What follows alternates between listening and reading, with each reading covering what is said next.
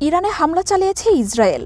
একযোগে হামলার কথা নিশ্চিত করেছে টাইমস অব ইসরায়েল। তেহরানের বিভিন্ন স্থান থেকে ভেসে আসছে বিস্ফোরণের শব্দ। আল জাজিরা ও টাইমস অব ইসরায়েল তেহরানের বিভিন্ন স্থানে হামলার তথ্য নিশ্চিত করেছে। তেল আবিব সহ ইসরায়েল জুড়েও বাজছে সাইরেনের শব্দ। দেশটিতে জারি করা হয়েছে জরুরি অবস্থা। ইসরায়েলি প্রতিরক্ষামন্ত্রী ইসরায়েল কাটজ একে প্রতিরোধমূলক হামলা বলে দাবি করেছেন। হুমকি মোকাবিলা করতেই এই হামলা, এমন দাবি তার। তেহরানের ইউনিভার্সিটি স্ট্রিট, জমহৌরি সহ একাধিক স্থানে হামলার খবর নিশ্চিত করা হয়েছে। সামাজিক মাধ্যমে হামলা ও বিস্ফোরণের ভিডিও ছড়িয়ে পড়েছে। এদিকে ইরানের পাল্টা হামলার শঙ্কায় নিজেদের আকাশসীমা বন্ধ করেছে ইসরায়েল। নাগরিকদের নিরাপদে সরে যাওয়ার নির্দেশ দিয়েছে।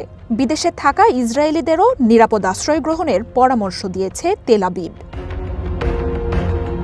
সমঝোতা আলোচনায় আগামী সপ্তাহেই ভিয়েনায় ইরান আমেরিকার পরবর্তী দফার বৈঠকের কথা ছিল।